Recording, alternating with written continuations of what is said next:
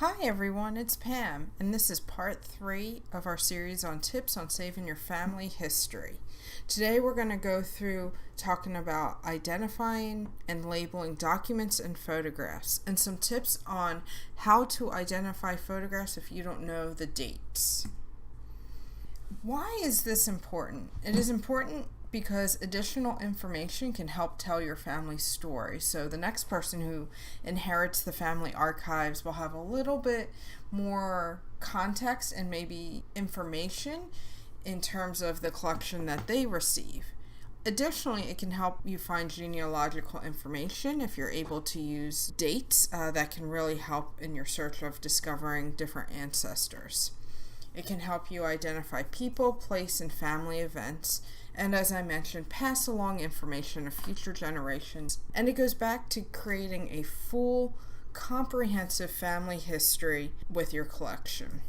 So a lot of times we get photographs and maybe they were in a box, or maybe unfortunately the relative has passed away or might not know exactly everyone in the photograph.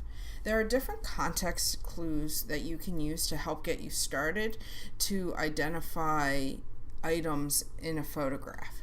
So first, and we're going to look at an example here in a second, you can look at the style of buildings in the background. If someone's standing near a building, that may be able to help. A big one's clothing, even shoes, specific shoes someone's wearing, because shoes are indicative of different times. So look at their clothing, do some research on some styles. Now again, this is very in-depth, so it might be too time consuming to do with all the photographs, but if there's a few key ones in your collections you want to try and identify, these are some good tips for you. Whether there's different equipment, maybe someone's holding a cell phone or looking at a computer, that can help narrow it down. Furniture, different furniture styles, other people around, maybe you can identify one person and knew when they were alive, and just again check the background. Maybe if they're standing on a beach, you can see the boardwalk in the background, and the boardwalk was constructed at a certain period of time, and then that can help narrow it down. The example we're going to look at is an aerial view of Oakland, where the University of Pittsburgh is. This photograph is from Historic Pittsburgh, an excellent repository for historic photographs and documents in the city of Pittsburgh. A number of cultural institutions contribute photographs to this collection.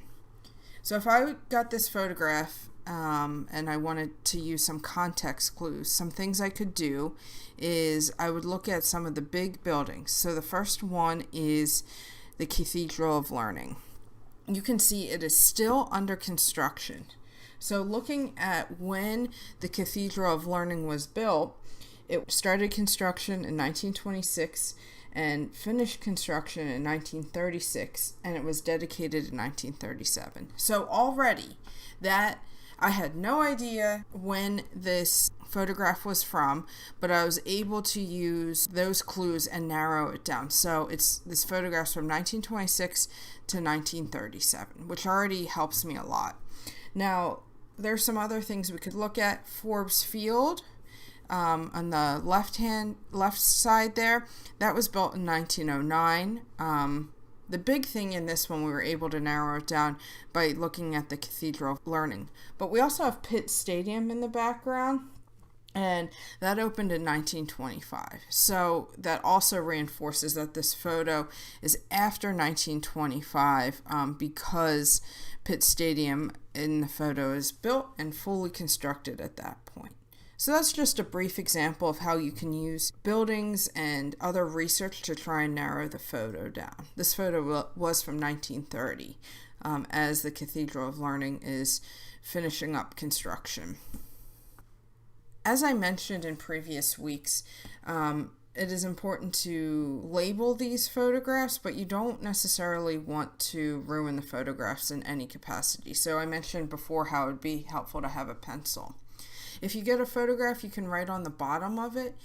You want to use a number 1 pencil. It's the softest pencil, very different than growing up how we had to have number 2 pencils for all of our tests. But my biggest recommendation is to make a bunch of copies of photographs and label those. And this is great to be able to do at a family gathering. You can make copies so everyone's not handling the original photograph. So make copies, a bunch on a piece of paper, hand them around, see who can label what in terms of whether it's an event, a person, a name, any kind of information, a date, any kind of extra information you could get. It's actually a fun family activity to be able to make copies and have everyone tell stories. You also might want to write those stories down as well, but at least this will get you started. You can just write on these copies and keep those copies with the originals. And if you're nervous about writing about on the photographs, please do that. Just keep things to the side. Maybe create a guide or have copies of the photographs and write the information on there. But if you do want to write on the photo, do so on the bottom and back. Don't destroy or write anywhere near the photo. You want to use pencil only. No pens. Pencil's the safest over time. If you can, use a number 1 graphite pencil, and that's a little softer, and write softly. You don't want to write on the back and you're writing to go through the photograph. Next week, we're going to talk about scanning some of those photos in your collection and how that's another form of preservation as well. Thank you, and if you have any questions, please feel free to email me.